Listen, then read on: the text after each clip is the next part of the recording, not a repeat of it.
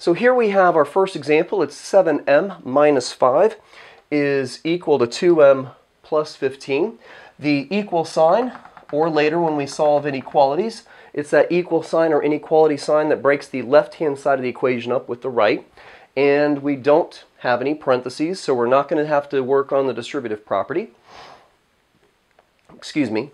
We're going to combine like terms. Now, when I look at this equation, yes, there is a 7m and there is a 2m. These are like terms, but they're not on the same side. This example here, combining like, or the step here, combining like terms, I'm talking about, look at the, well, let's go left to right. Look at the left-hand side of the equation, to the left of the equal sign. This has an m and this does not. That's a constant. So there are no like terms on the left side of this equation. Now when you look on the right side, same thing. 2m and plus 15, this has a variable, this does not. Those are not like terms. So yes, 7m and 2m are like terms, 5 and 15 are like terms, but those are on different sides of the equation, so that's not what I'm referring to again in step 2. Add or subtract to move all terms with a variable you are solving for to the same side. Okay, but there's two thoughts you can have here when you're trying to get your variables, move all your variables to the same side of the equation. Some students, and actually I prefer this as well, they'll find the term with the lowest coefficient, and negative numbers, of course, are always going to be less than positive coefficients as well. They look for the smallest coefficient of your variable, and they move that over with, again, addition or subtraction. They do that because they're trying to avoid creating an unnecessary negative value. Well, then some students will get confused when the variable is not on the left-hand side. I have a lot of students, I can give them even, quite difficult linear functions, or any equation for that matter, where the variable's on the left, and they get used to moving all of those constants and coefficients over to the right side of the equation, and they get that habit of, okay, everything's going to go to the right. And that's good when the variable's on the left. But when the variable's on the right-hand side of the equation, sometimes they get a little bit mixed up. So you really need to practice solving equations with variables both on the left and the right-hand side of the equation. But also you need to work on making sure that your final answer is right.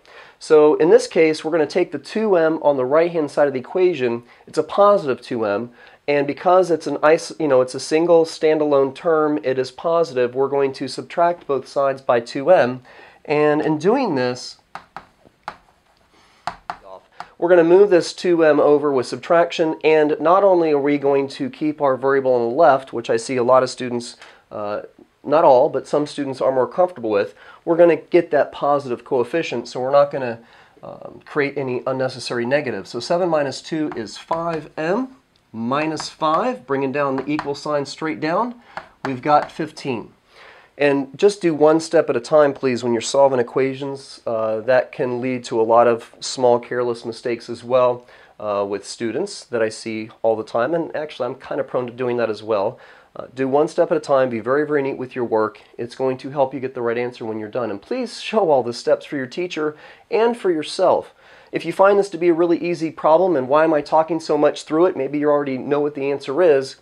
The algebraic steps that we're following to solve these problems, you want to get these steps memorized. You want to get the foundation, the mathematical foundation, the logical foundation down on the easy problems, so that when you get to the more difficult ones, that maybe you can't do multiple steps in your head all at once. You'll have the required steps sort of ingrained into your thinking process to allow you to solve those more easily.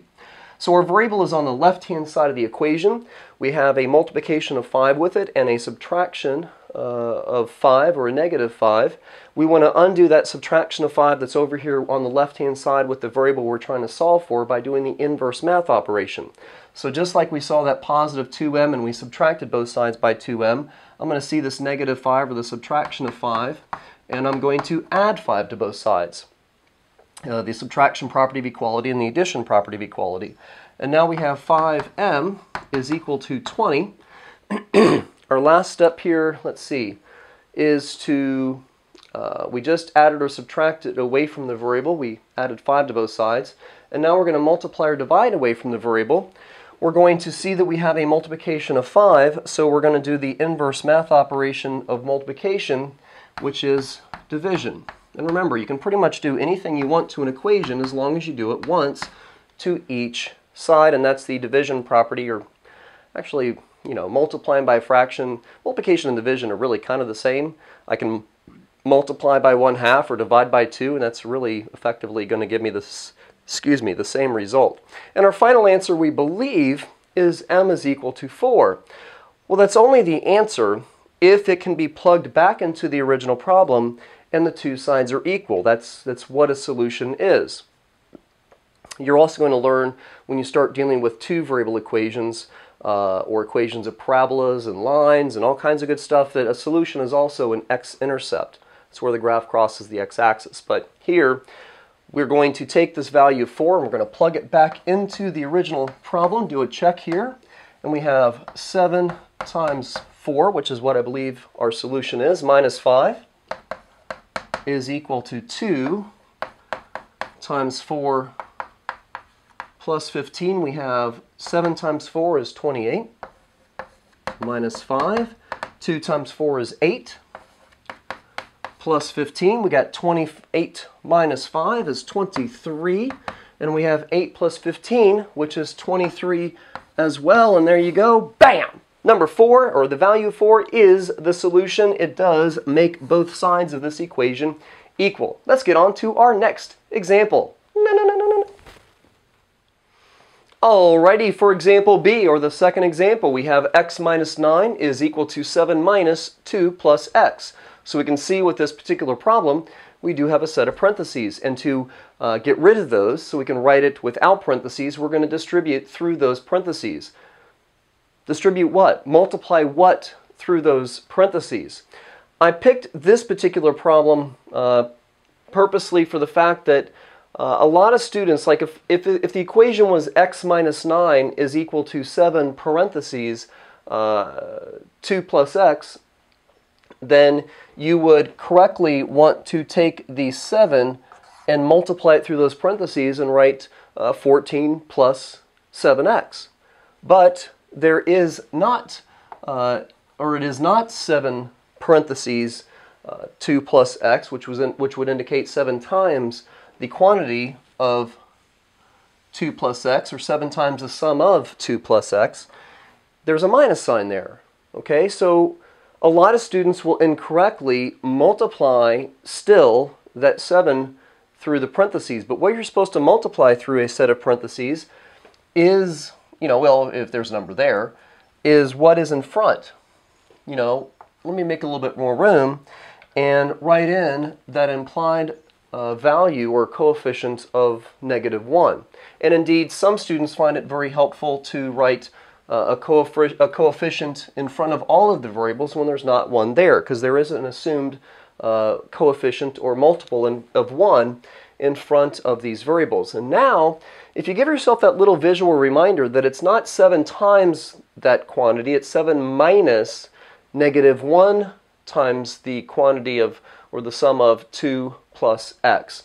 And that, hopefully, will remind you, as well as me verbally trying to teach you, that you're going to take -1 and multiply it through there. And now we've got x, or 1x, minus 9. No reason to write that 1 unless you just like it there. 7, -1, plus, notice I stopped writing, by the way, until I complete the multiplication. I'm not going to write an automatic plus or minus. -1 times 2 is -2. Now, I don't like to write plus negative. By the way, some students, when they first get into like an early algebra class, might be a little bit confused as to, is something a minus sign or a negative sign? And there is a different key on your calculator. But if I cover all that up and I say read what you're looking at, you would say -7. Now, -2. Now, if I uncover the 7, you would read 7 minus 2, and it's equivalently, it is really basically the same thing. You can write 7 plus -2 if you like, but I'm going to write 7 minus 2, and in that case, just sort of think of a negative and a minus sign as the same thing. Then we have -1 times +1. Well, -1 times +1 is -1, and let's carry that x along with there because, well, there is 1. And now we have x minus 9 is equal to 7 minus 2 minus x. We just got rid of the parentheses going through the distributive property. combine like terms. And again, I'm talking about like terms. I'm talking about terms that can be combined that are on the same side of the equation. On the left side, we have an x and a 9, a variable, a constant, a term with a variable in it, and a term which is simply a constant. Those are not like terms. On the right-hand side, we do have a couple of like terms we can combine. We've got a positive 7 and a negative 2, and so we're going to put those together, and we're going to get x minus 9 is equal to 7 minus 2, which is 5, minus x, or just simply 1x. Now we're down into step 3, add or subtract, to move all terms with the variable you are trying to solve for to the same side of the equation. Well, I've got an x on the left and an x on the right. So, like the last one, I'm going to avoid creating any unnecessary negative coefficients. So I see that I have a negative 1x here on the right-hand side, and I'm going to undo that subtraction, basically, of x we have on the right by doing the inverse math operation, which is adding 1x. So the 1x and the 1x are going to be 2x minus 9 is equal to 5. And now we're getting into reviewing those two-step equations. We're going to do the inverse math operation to move the 9 over to the right. And if you haven't been watching all of my lessons, the reason why I don't want to try and get rid of the 2, the coefficient of 2 that's in front of the x, that 2 is attached with or combined with the x through the math operation of multiplication. So I can divide everything by 2, and that would be a mathematically correct step, but look what's going to happen. 2 divided by 2 is 1. 9 divided by 2 is, well, 9 divided by 2. It comes out to either a decimal or you need to leave it as a fraction, and that's just going to unnecessarily complicate the problem. Dividing by 2, at least with the 9 and the 5, would give you a decimal that ends immediately of 0.5, but say if you have a run-on decimal or a very long decimal that you have to deal with through the rest of the problem, there's no reason to do that to yourself. Let's just add the 9 away from the x first. Do my recommended step 4, add or subtract away from the variable. The variable's on the left, so we're moving everything to the right. We get 9 minus 9, which is 0. We get 2x is equal to 14. We're going to undo, with the x still, we have a multiplication of 2. We're going to undo that value of 2. And we're going to get x is equal to 7. And that is the solution. Now, it's always a good idea to check your answer, but to just sort of making sure that this lesson doesn't run too long, I'm going to step out, show you the check to make sure that 7 is the solution, and come back with our third example. Third example that deals with fractions. Bang!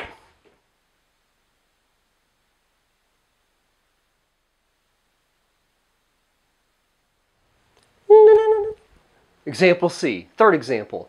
We got 2/3 plus 1/2, or 2/3 h plus 1/2 times the difference of h minus h and 8 equals 7/6h plus 3.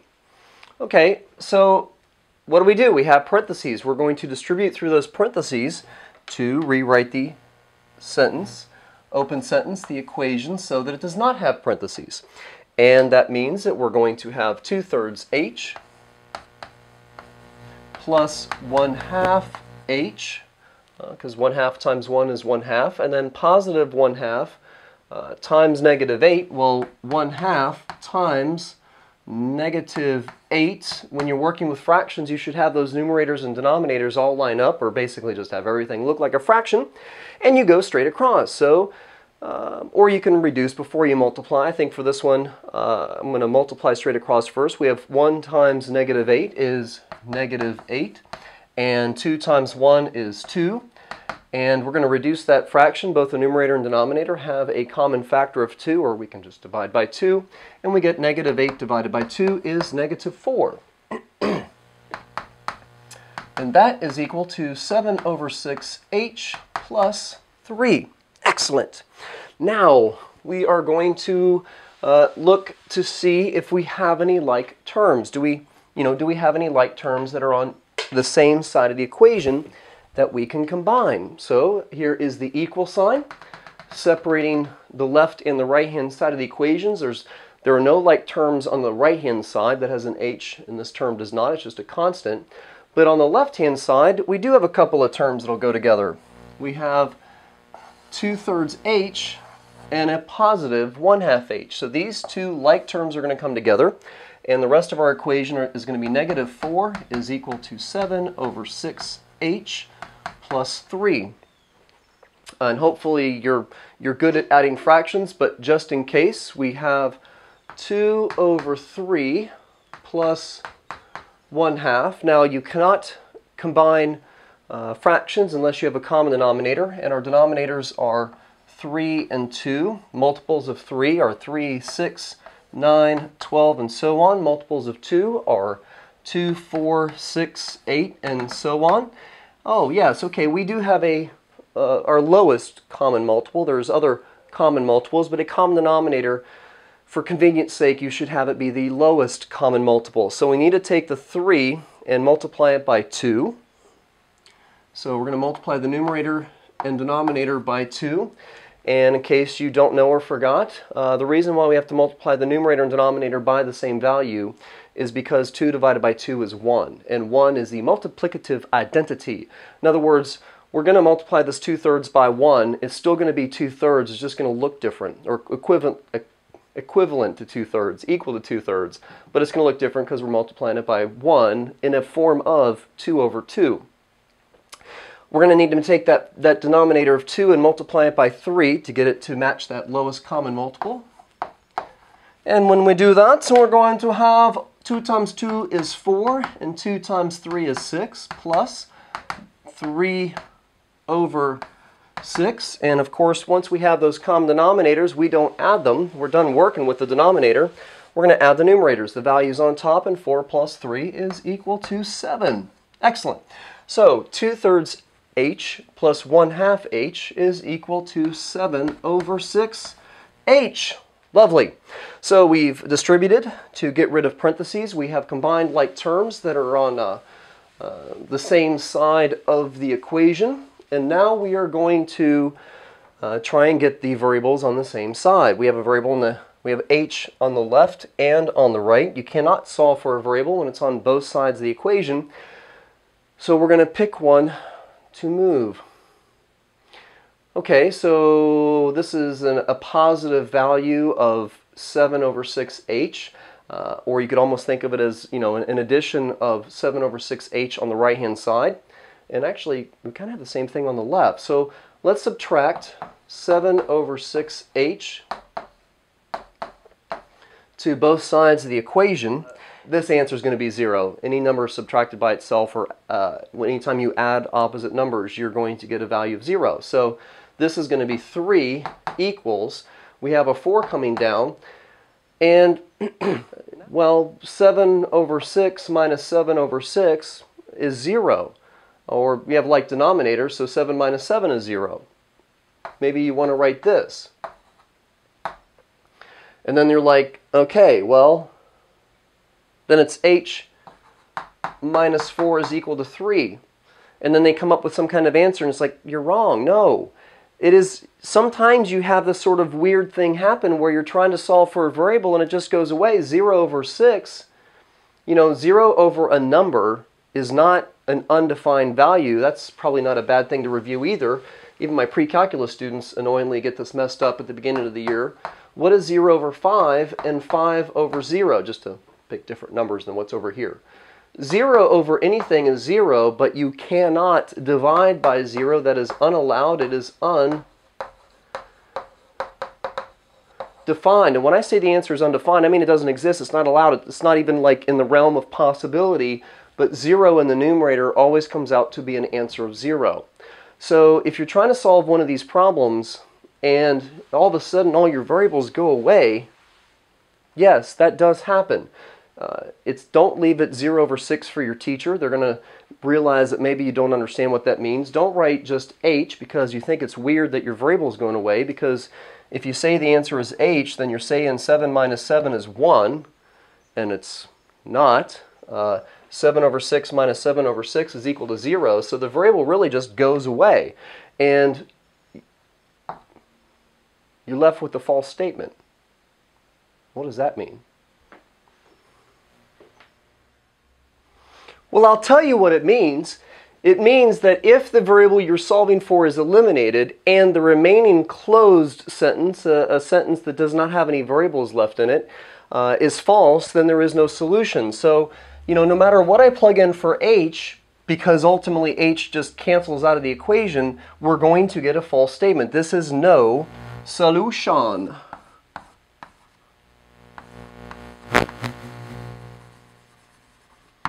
All right, and if the remaining closed sentence is true, then there are an infinite number of solutions because the variable, again, on both sides of the equation is canceling out, and it doesn't. But if it had said 3 is equal to 3, if that were a true statement, and that variable of h cancels itself out again, it doesn't matter what I plug in for h, it would have been true.